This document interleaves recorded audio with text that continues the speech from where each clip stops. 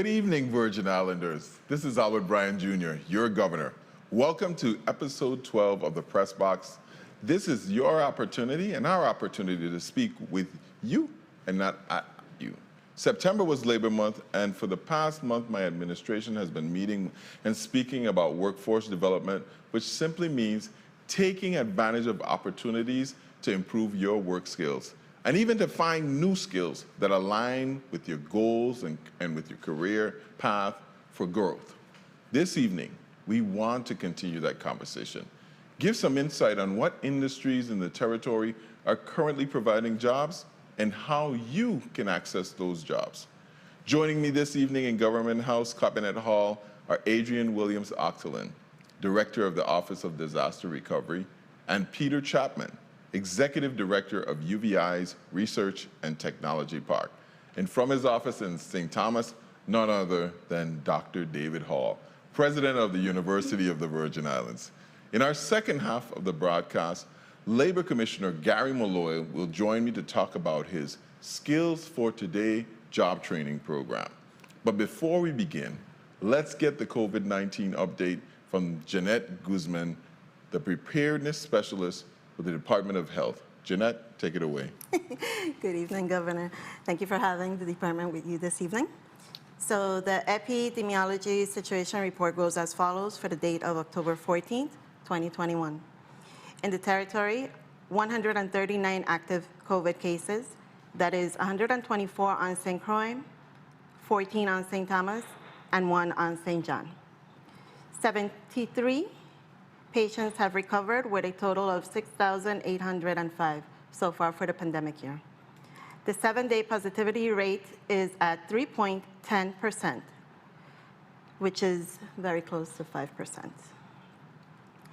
St. Croix is currently experiencing a surge in positive cases, and St. Thomas is holding steady currently along with St. John. Sadly, we have had 3 fatalities within the last 24 hours, for a total fatality number of 78. 30 on St. Croix, 45 on St. Thomas, 3 on St. John. We conducted 697 tests for a total of 191,951 COVID tests in the territory. The hospitals are currently reporting 5 COVID admissions. JFL on St. Croix has a census of 43 with 2 COVID positive, 1 vented. And on St. Thomas, we have Schneider Regional with a total census of 60, COVID positive 1, and 1 vented. And that would conclude my, vaccination rate. First dose, 52.23%. For a total of 54,679. For total doses, fully completed doses, it's 45.63%, which is 47,762.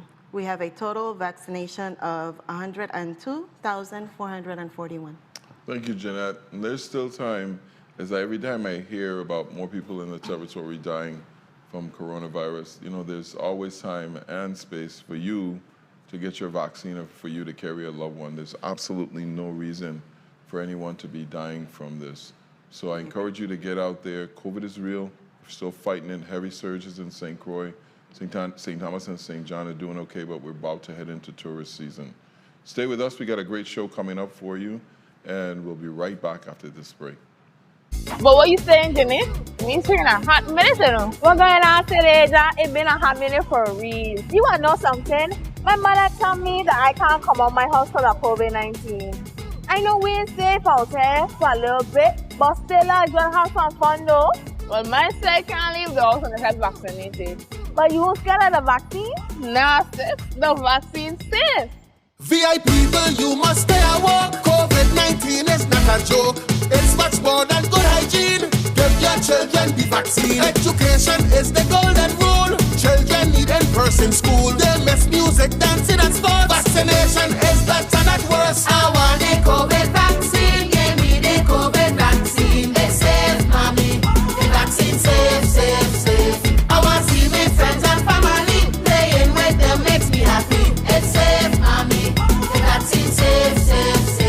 can become infected, get sick, and spread COVID-19 to others. Widespread vaccination is a critical tool to help stop the pandemic. People who are fully vaccinated can resume activities that they did prior to the pandemic. The MCH division encourages you to get your children ages 12 years and older vaccinated. I want the COVID vaccine, give me the COVID vaccine. It's safe, mommy. The vaccine safe, safe, safe. Brought to you by the Virgin Islands Department of Health MCH program. Has the COVID pandemic caused you to fall behind on your rent? What about your electric or water bills? Well, VIHFA's Emergency Rental Assistance Program is here to help you catch up. For program details and qualifications, go to VIHFA and click on the ERAP link. From there, it's just 3 steps. 1. Make sure you are eligible. Have you lost income due to COVID-19, owe at least 1 month of rent or utilities, and meet the federal household income guidelines for your island? 2. Gather all the required ID and documentation for all members of your household, plus statements from your landlord or utility company. 3. Submit your application online at vihfa.gov or call one of the intake centers on your island to make an appointment to apply in person. For more details and locations of the intake centers, please visit vihfa.gov.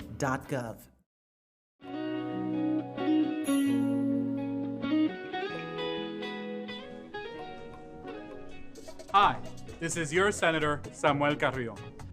I am proud to be a Virgin Islander working hard every day to serve you. Because here, we look out for each other. That's why I'm asking you to take Titi Carmen and your primo Jose to get the COVID vaccine. Some say they may ask too many questions. ¿De dónde viene? ¿Cómo llegaste aquí?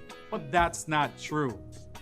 Only your name, your age, and your phone number. That's it. No ID needed. Así que por favor, vayan a vacunarse para proteger a nuestra gente y a nuestra comunidad.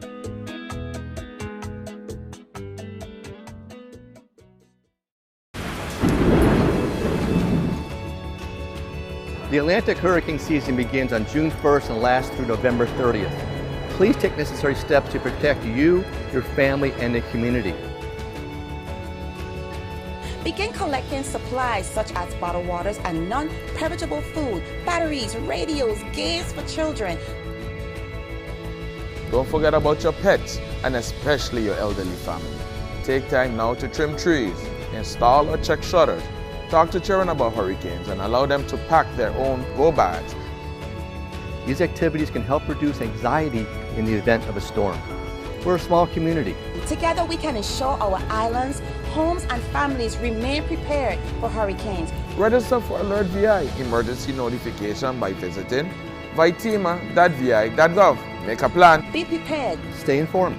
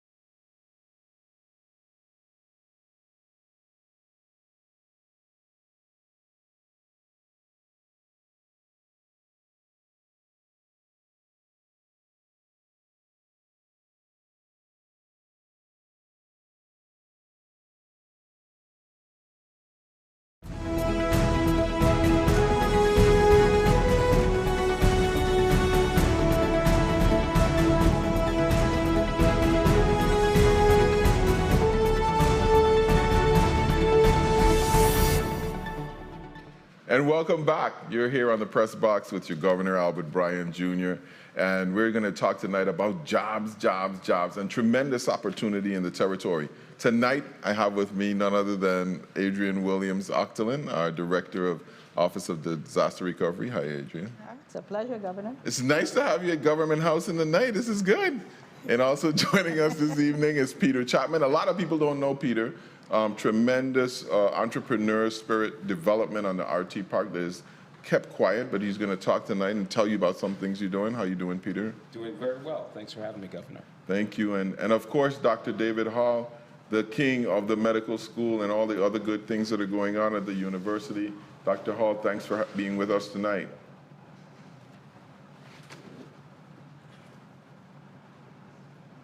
See, I can't hear Dr. Hall. Oh, boy. Thank you, Dr. Hall. It's great being here with you tonight. Let's get right into it and we're going to talk about jobs. You know, the biggest part of the change in a person's life is getting a job, being able to put money in the bank or invest in new things, buy things for their family. Workforce development is one of the things. It's the third pillar of what we try to do in the administration, and that's reinvest in our people. We have this thing that we say, resilient people is what really creates resilient territory. So as we go into this recovery and these jobs start to come along, what kind of jobs are you seeing the demand for in your area? Well, you know, Governor, with over 1,500 projects that will be across the territory, there's critical manpower needs. And we had the RAND study that was commissioned by FEMA. And what they basically said was that if every single able-bodied person was working within this territory, that means your mama, your papa, grandpa, anyone who's able-bodied, and they'll be able to work, we would need 5,000 additional people. And in that area, we're looking at... So wait, I want you to stop right there. So I want to hear you. So if everybody that we have now went to work, we would still need 5,000 We would need 5,000 more people to be able to carry out the level of projects that we have. And right away, where we're at right now, we're seeing the demands for architects and engineers. I mean, if you're an architect or an engineer, there are multiple opportunities for you here in the Virgin Islands. We anticipate having $8 billion.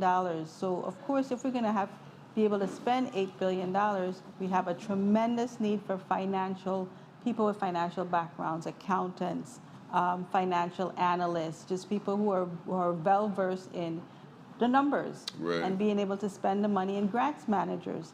Additionally, project managers. 1,500 projects. We need project managers that can take a project from concept all the way to fruition. And just so that the people to understand, when you talk about grants managers and project managers, it's not just the recovery in terms of the hurricanes that you're working on. You also have disaster funds related to the pandemic. That's correct. So we have another $1.3 billion from COVID alone. And that does not, Governor, you know, that does not include the American Rescue Plan Act as well. So there's a lot of dollars that are coming into the territory that all come with a variety of regulations that we need to be able to manage them so that we can keep all the dollars here in the territory. You talk a lot about very highly skilled jobs. I mean, we don't need people to push wheelbarrow and thing no more. That included, that's so, and aligned with that, of course, are the construction jobs, all the way from the flagmen to, you know, the skilled personnel that you would need, electricians, masons, all of that. All of those jobs are definitely demand jobs right now. We're getting ready to kick off the construction of the first school, the Arthur Richards Junior High School. Wow. So beginning first quarter of next year. So that need is imminent.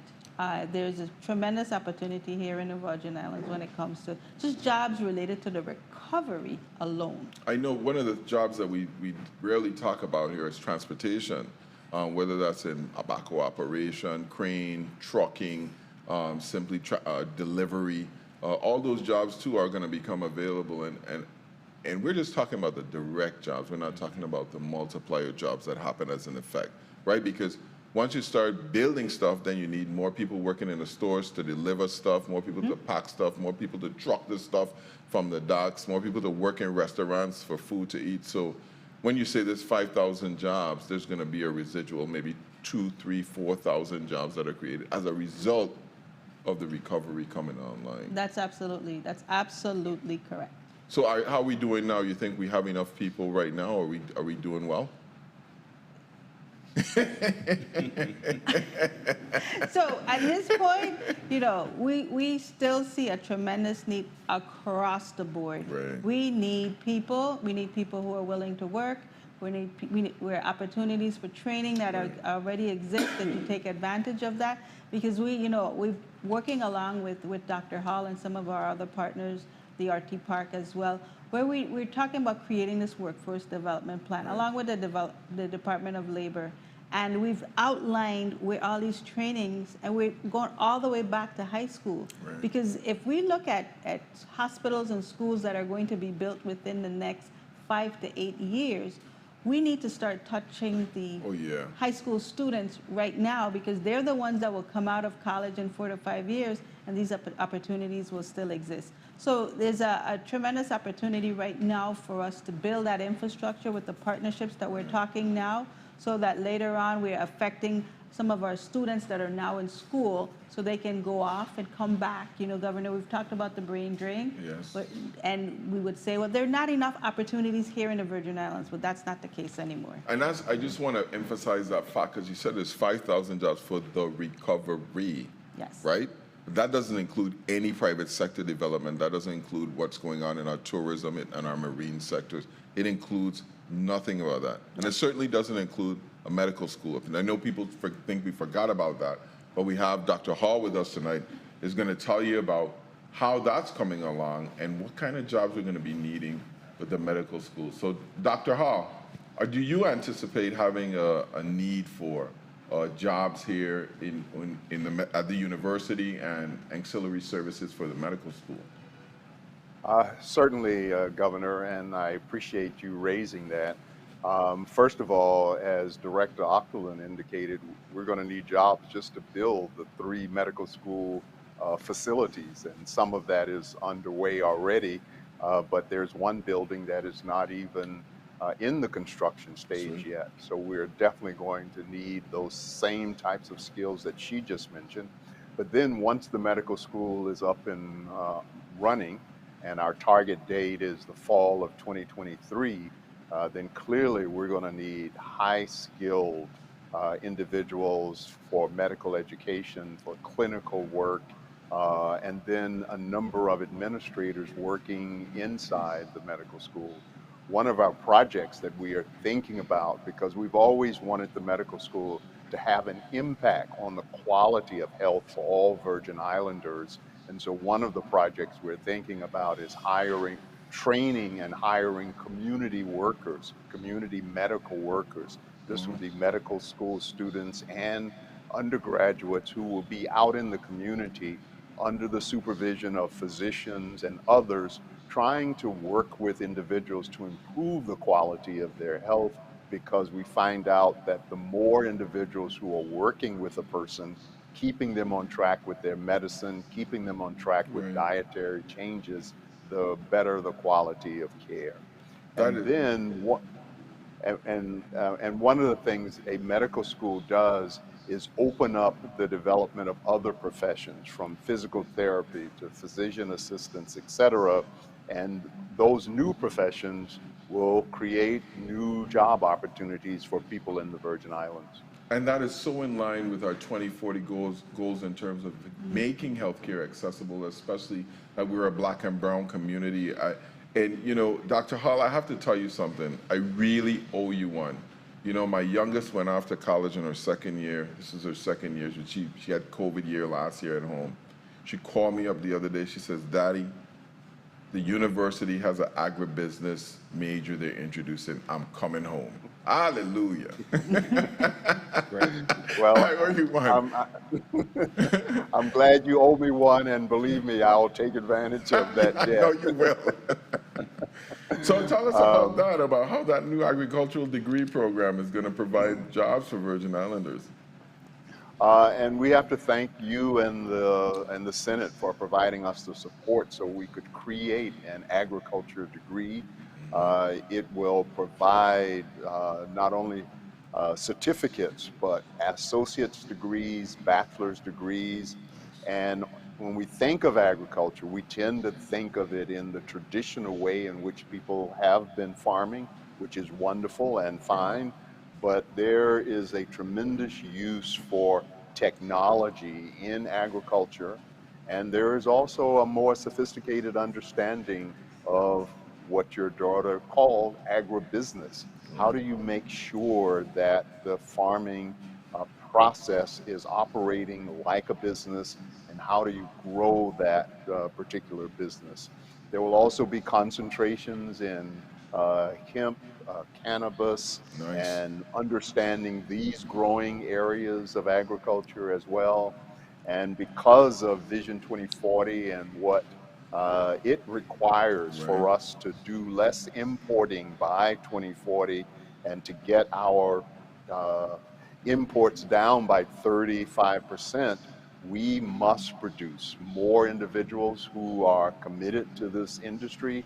And as a territory, we have to invest more in agriculture. So there will be many opportunities for your daughter and for others who want to pursue this venture.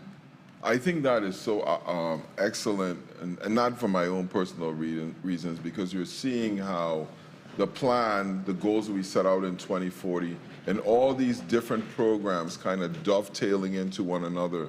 The free college tuition at the university has had such a tremendous impact on our brain drain. And now you're expanding the scope of study to prepare for what we are building through the recovery. A big part of that is going to be tech.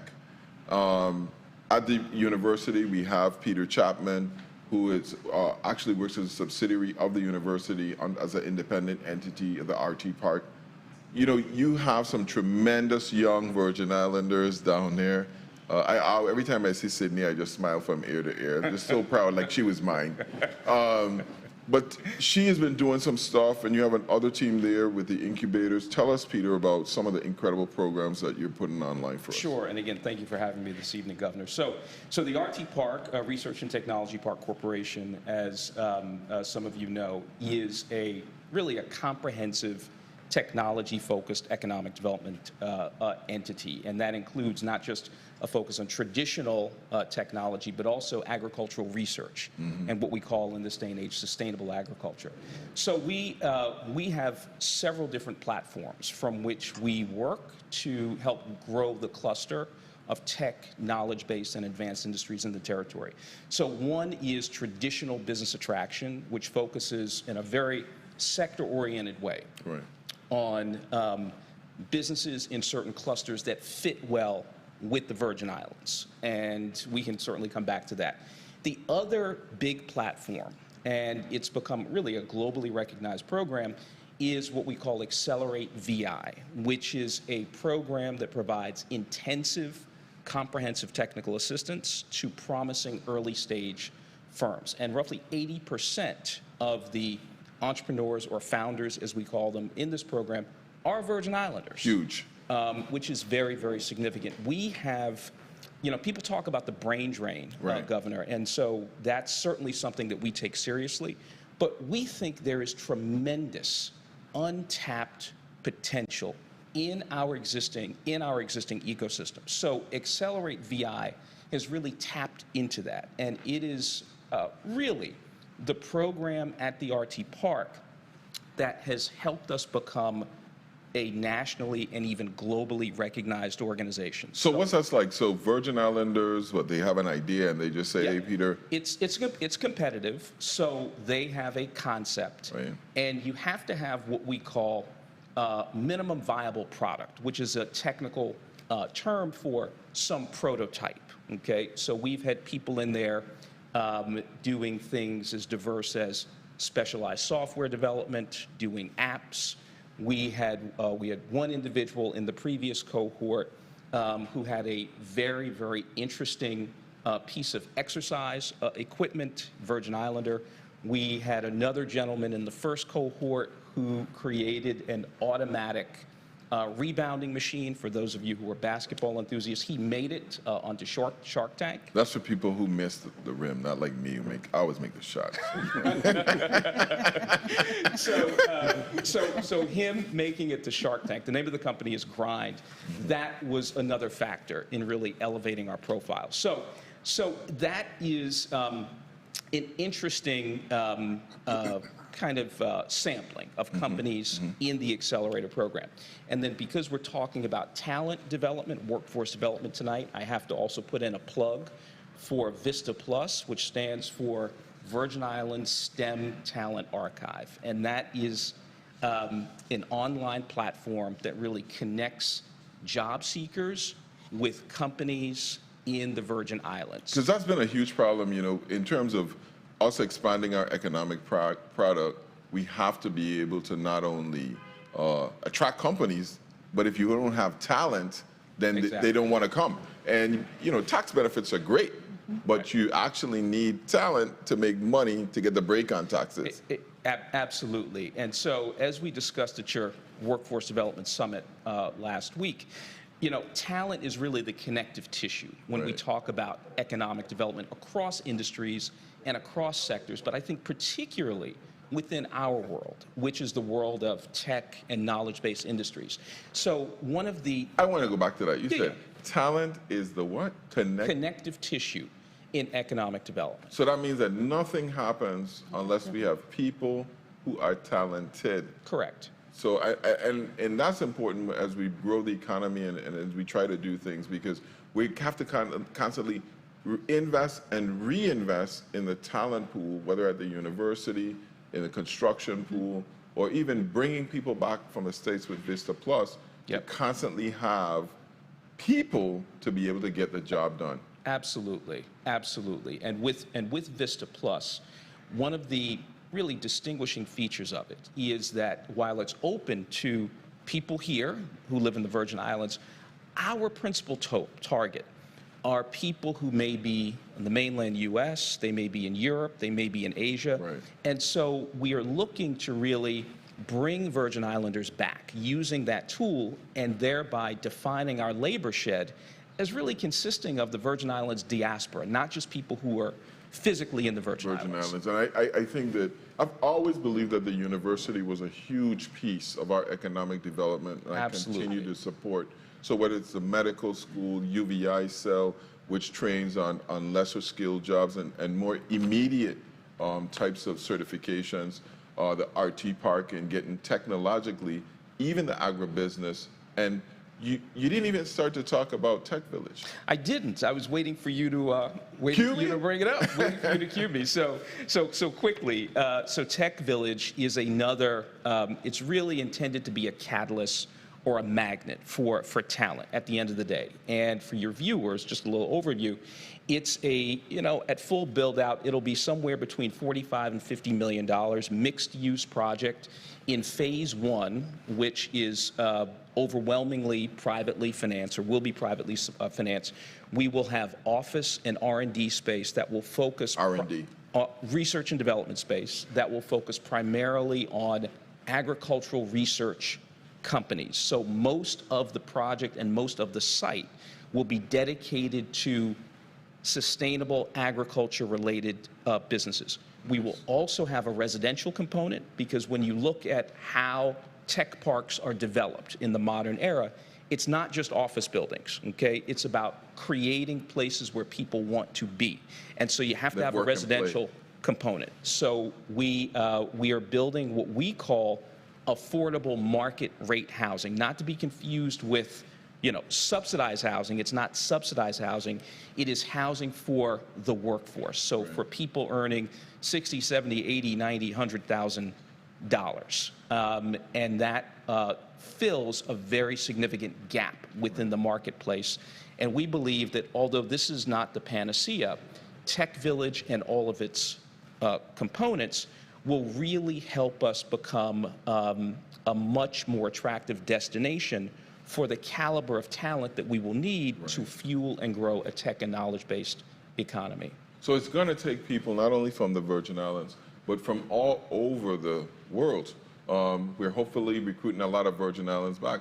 But remember, the Virgin Islands was built for people from all over the Eastern Caribbean, which I hope to see again. Right. And this time, not only people who are coming for trades, but people who are attracted to the learning that they can get at the university through scholarships and extension programs, through being able to connect with technology right here in the islands and pushing us forth as the technology capital of the Caribbean. Stay with us. We're gotta go to break, but we'll be right back while you watch this charter video that was developed. More and more opportunities, not only on land, but on the sea. Stay with us. My name is Oriel Blake. I'm the Executive Director of the Virgin Islands Professional Charter Association, which is the US Virgin Islands non-profit for marine industry advocacy. So Virgin Islands Professional Charter Association, easier to say VIPCA, has been established since 5 years. But the precedence of the Marine Association extends back 45 years or so. And it's the Marine Association for the territory. So we look after our membership base, which is all of the charter yachts and the charter vessel operators, including the yacht crew, and then the marine vendors and technical service providers as well. And you'll see behind me some of our customers, but also some of the transient yachts that are visiting. And we're here to really advocate the territory for not just the home-based operators, but also to entice new business to come and stay in the territory if it can. Yeah, so as a non-profit, it's a membership base. So the members are everything from charter yacht crew to the charter yacht vessel owners, all to do with marine charter tourism, and then the marine vendors who provide services, technical services to the vessels. So everything related to marine tourism operation in the territory. So we've got perhaps 500 members at the present, and everything between yacht crew and vendors. We're very impressed with the government's reaction to the pandemic. It's been really well isolated in the population. There's been very little community spread, and with keeping doors open to tourism, there's been a really excellently enforced testing program so that no one could come in without a negative test. And that's obviously the same for seaports and arrivals by water, as well as for the charter guest arrivals too. So not only do people arrive with their negative test result, but the crew are negatively test, and then a charter, the self-sustainable isolation of its operation is very COVID safe because the charter guests remain on board the vessel. Their interaction is largely with fish and sea turtles. As far as I know, you can't transmit COVID through sea turtle interaction. And so simply the charter guests are remaining in a bubble with their crew until they fly out. So actually there's been pretty much no spread of the virus within a vacation on board a yacht. Well, the reality is that the US Virgin Islands has had its chance to shine since the pandemic. So with the closure of neighboring islands and with the function of the marine tourism operation, we're seeing no cruise ships, which means that the charter guests and the vacationers are here for a longer time. They really get to experience the US Virgin Islands, experience the waters of the islands in the US Virgin Islands. And the result is that they develop a bond with the Virgin Islands. They want to come back, they stay here longer. They're not just a transient vacationer who may be here for a few hours on a ship or here en route to another destination. Most people who have previously arrived in the US Virgin Islands have picked up a vessel or a ferry and actually gone to the British Virgin Islands. And because that's not been possible, it's been the chance for the territory to really show its own worth, and that is what will remain, is people will recognize forever after that this is a secret treasure. As an island, there's lots of different islands and assets to each island, whether it's St. John or St. Thomas or St. Croix or even Water Island. We have a plethora of beach bars, opportunities to explore hidden bays, and I think that and the memory of the US Virgin Islands being a destination in its own right will be here forever. With the boost to the industry and so many more vessels basing themselves here, of course that means more business licenses, more economic contribution to the territory. So in respect of that, we need to support it. And so we're looking and lacking repair services, technical services for the yachts. Workforce development in the territory is at a really opportune moment. We can develop the local-based training and skills to build up the industries which support the vessel's operations. Simple things like trash and ice and utilities providing to the yachts are things that we need to do better in. Marina services, fuel providing docks, all of these things are things that need to be increased. And then a shipyard, repair facilities for the vessels. We're actually lacking that in the territory too. If we could keep the vessels here for their year-round maintenance repairs, then we'd see a much bigger boon to the economic contribution also. Right, well actually we also do several events in the year, international charter yacht shows. We even held one in 2020, which is somehow surprising, but it was largely virtual.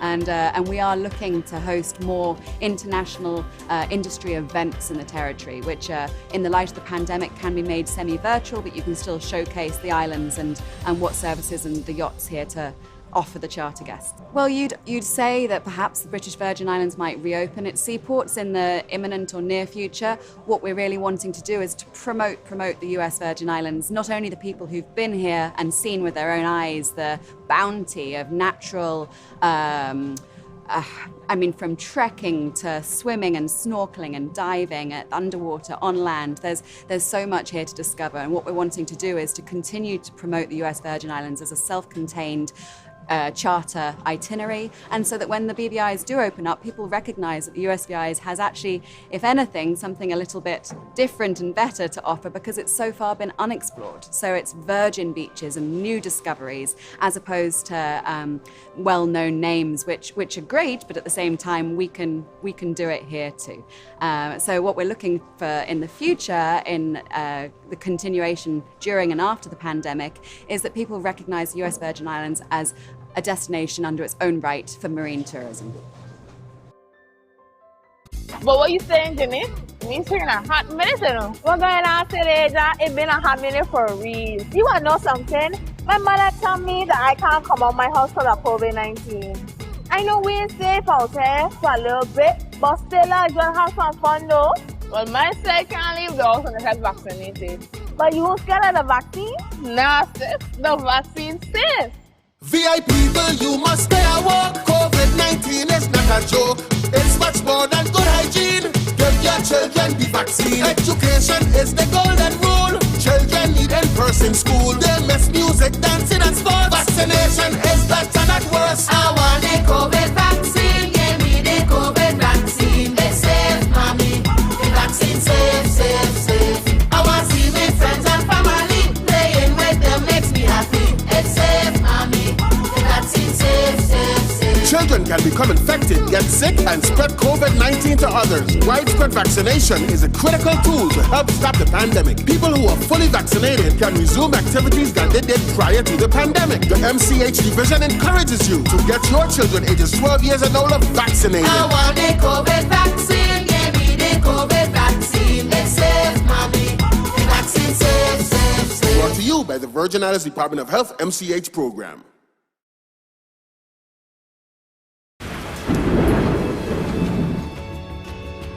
The Atlantic hurricane season begins on June 1st and lasts through November 30th. Please take necessary steps to protect you, your family, and the community. Begin collecting supplies such as bottled waters and non-perishable food, batteries, radios, games for children. Don't forget about your pets, and especially your elderly family. Take time now to trim trees, install or check shutters, talk to children about hurricanes, and allow them to pack their own go bags. These activities can help reduce anxiety in the event of a storm. We're a small community. Together we can ensure our islands, homes, and families remain prepared for hurricanes. Register for Alert VI emergency notification by visiting vitema.vi.gov. Make a plan. Be prepared. Stay informed.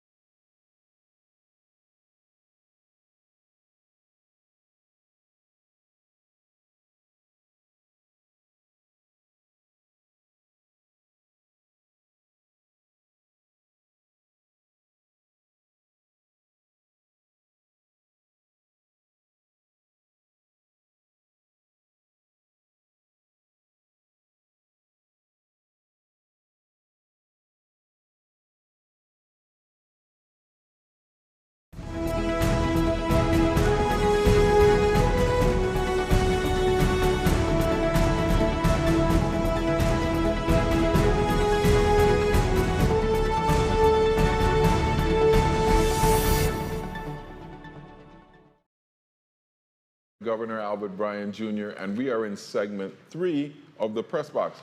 And tonight we're talking about jobs, jobs, jobs, but more importantly, workforce development. And tonight I have with me none other than my good friend and Labor Commissioner Extraordinaire, Gary Malloy. How you doing tonight, Commissioner? Good evening, Governor. Good evening, Virgin Islands. Doing well. We've had a busy week. I mean, last week we went 3 islands. 3 islands. 3 shows. 3 shows. 8 hours a day. More than 8 hours a day. Because you got rocking the prep time too. So how do you think that we're doing with the unemployment and stuff? I know you've had your handfuls. How much? It was over 17,000 claims that you started with? It's over 26,000 now. Wow. 26,000 claims, about 13,000 St. Thomas, another 8 in St. Croix, St. John about 1,300, and then the interstate makes up about 3,000. So interstate, tell people what that is. Interstate are individuals who have wages not only in the Virgin Islands, but in another state. And so most likely individuals that worked at Lime Tree, for example, and may have worked in the Virgin Islands and in Louisiana, Texas, Puerto Rico. So how much money have we given out since COVID now? Well, we've been giving out approximately $191 million as of October 8th.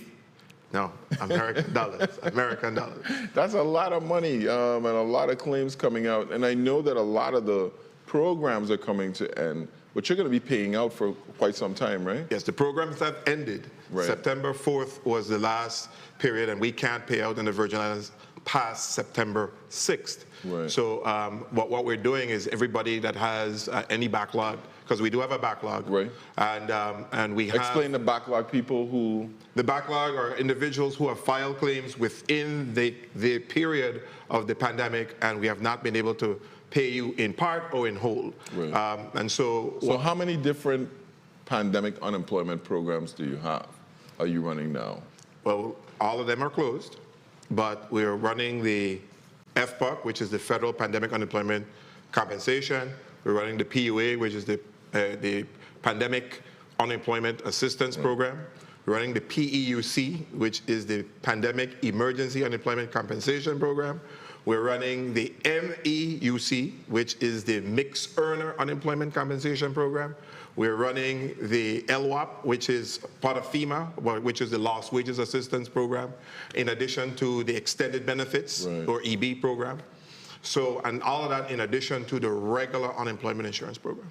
Wow, that's a lot of programs. So when you say they're closed, no one can enter the programs, but you still have payouts for people who processing has not been completed yet. Yes, yes, we've been given, like all states across the country, been given an extension until June of 2022 to make all payments.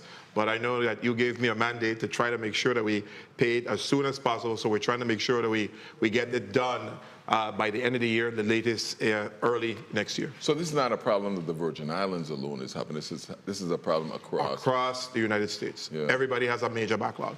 But the good news is that the jobs are definitely coming back. What is our unemployment rate in the Virgin Islands now? They're about 7%. The unemployment rate right now is at 8.9%. Okay.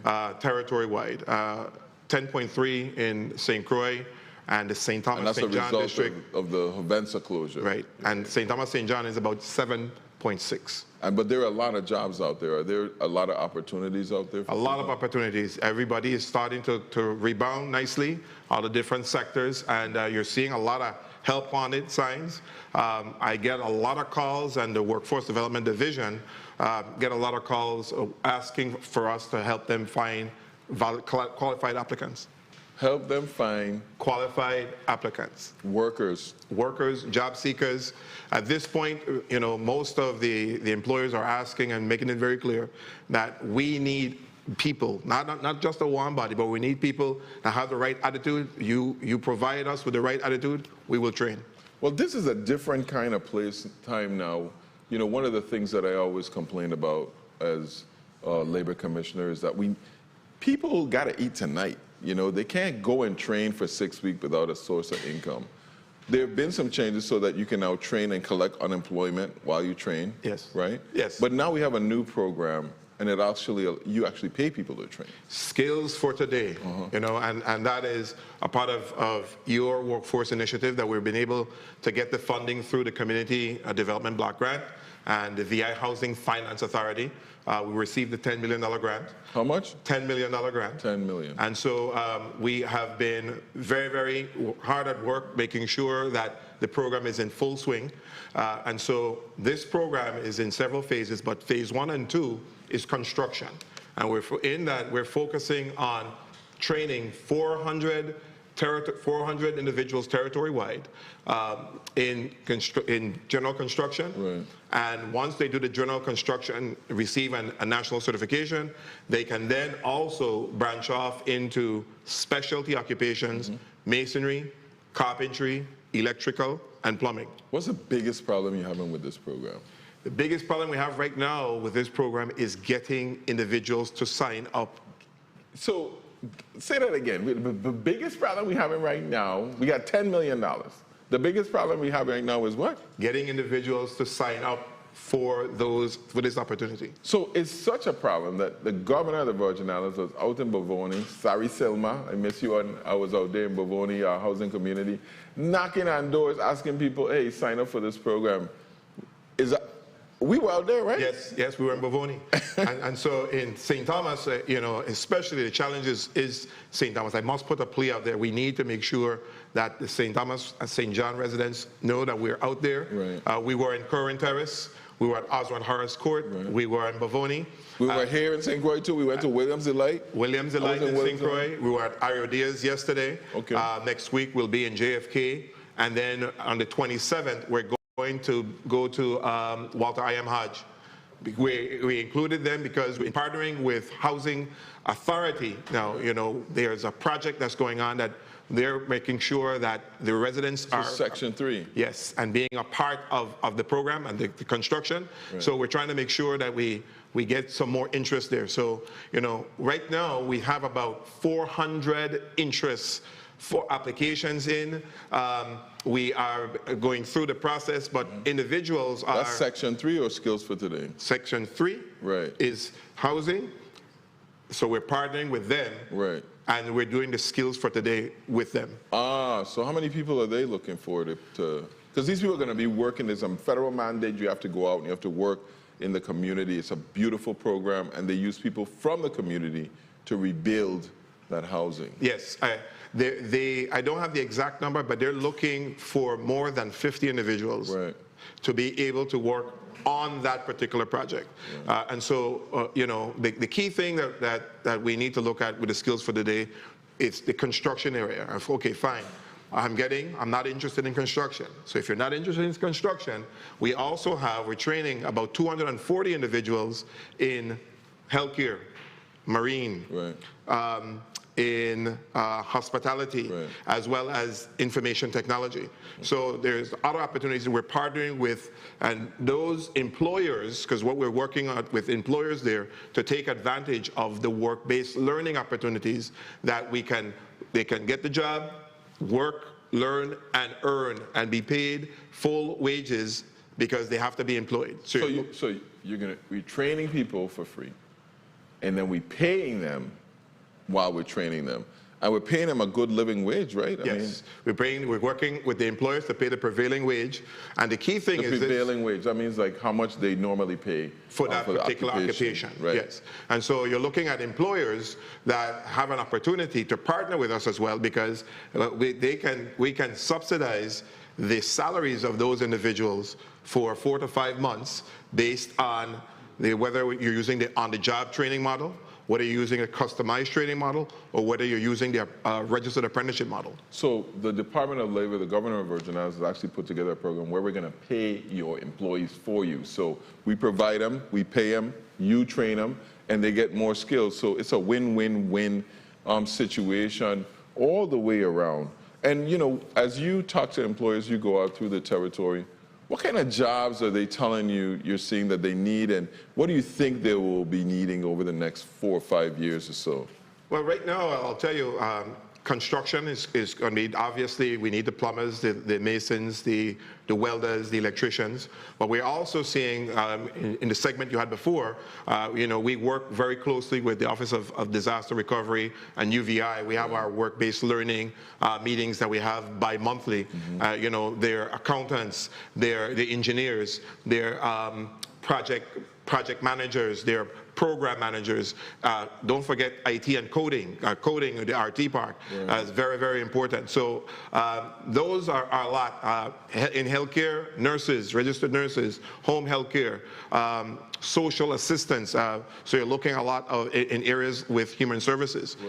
So those are a lot of those occupations are showing that they're going to be trending and projected to be very, very high for the next 5 years. I think that's one of the things that was important to me. Even when I was labor commissioner, I worked on as the EDA board, and I also did a lot of other things in the community that kind of bonded workforce development together. It's so important now. Like, we just got $42 million to build brand new Head Start centers. We're gonna need new people.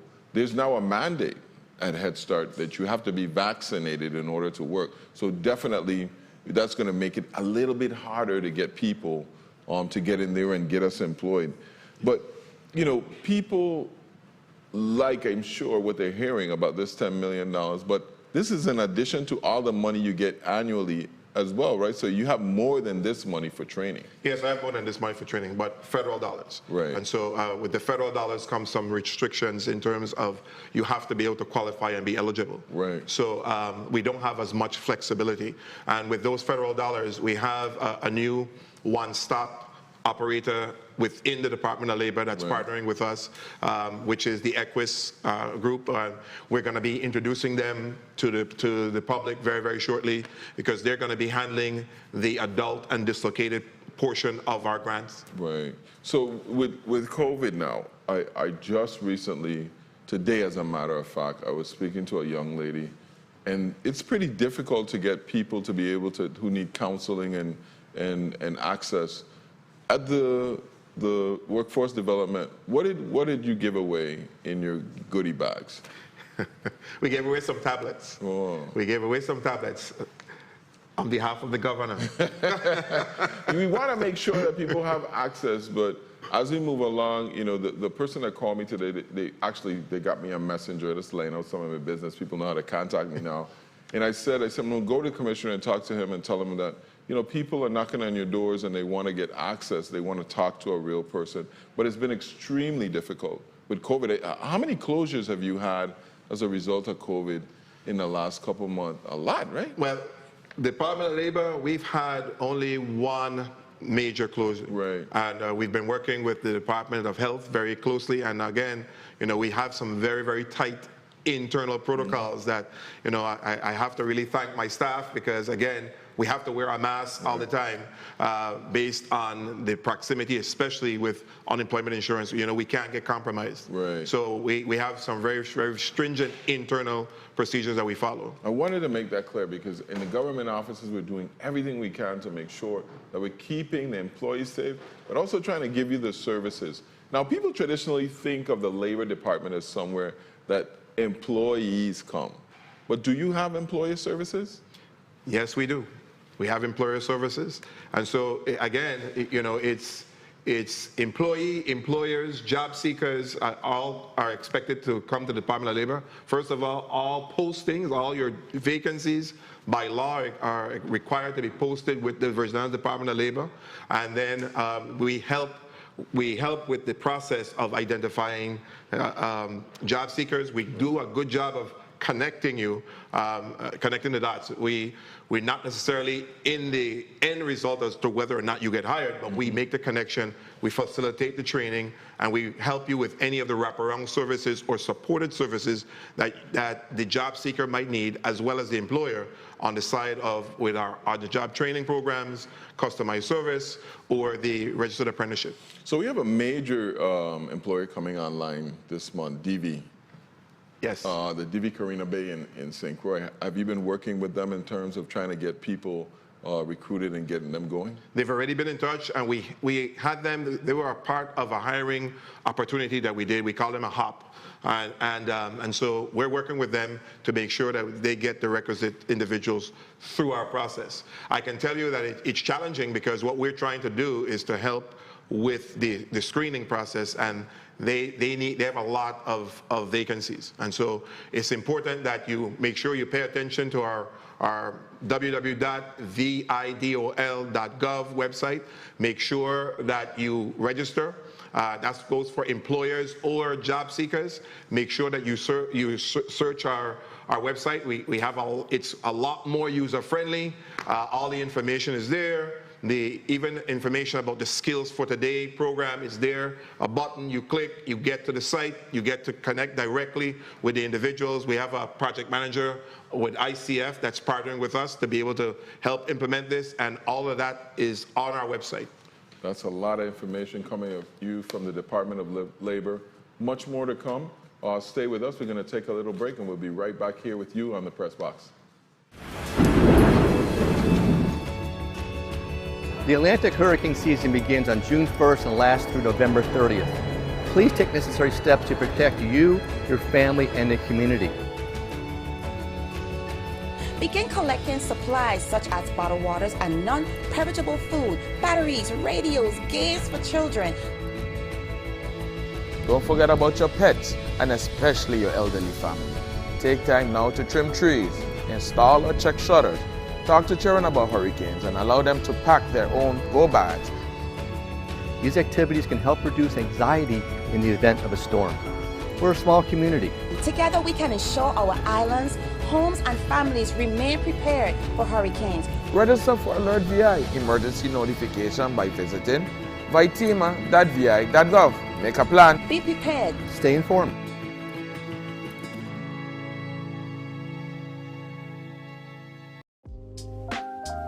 Hello, my name is David Conhoff. This summer I've had the opportunity to work with the Summer Youth Work Experience program put on the Department of Labor. I've been an intern at Lime Tree Bay Refinery, and through there I've been working in the Information and Documentation Department as a design engineer. In the program, I've been able to take the skills and knowledge that I've learned in college to apply them in the real world. These opportunities have been really beneficial for me, and I've also been able to learn a lot through the program. I've been able to learn the importance of networking, how to speak with managers properly, and how to act professionally in a work setting. This opportunity has been really beneficial for me, and I just want to thank the Virgin Islands Department of Labor for putting it on.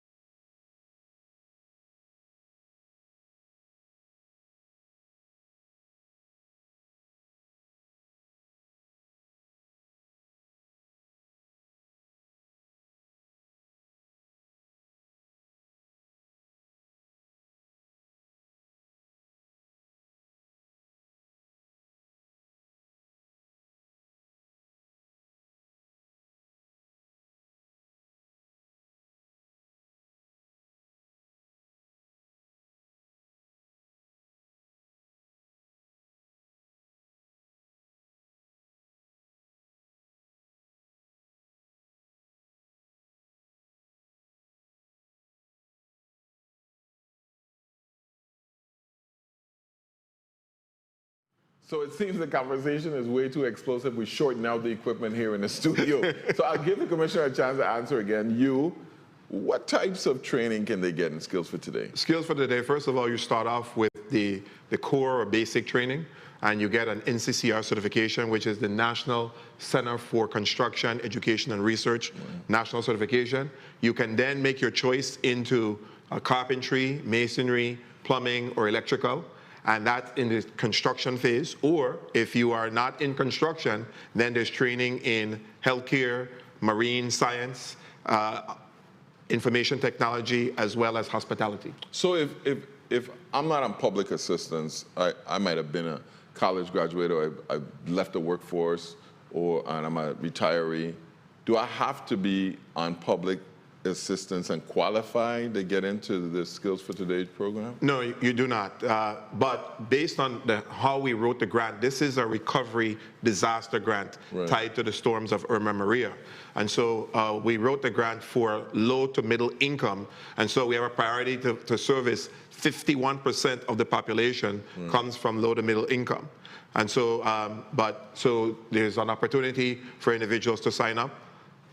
So they may ask you about your income requirements, but it's not necessarily a barrier to entry into the program. No, for those programs, the eligibility requirements are proof of identification, proof of residency, and then they talk about the LMI data. You and I know that's the labor management in labor market information, which is tied to you might have the recent check stub or information from housing to be able to verify your income level. So if I'm an employer now and I'm listening to this tonight and I need to get me some construction workers, some people who I want to train up in maybe masonry or electrician, like how do I get involved with this?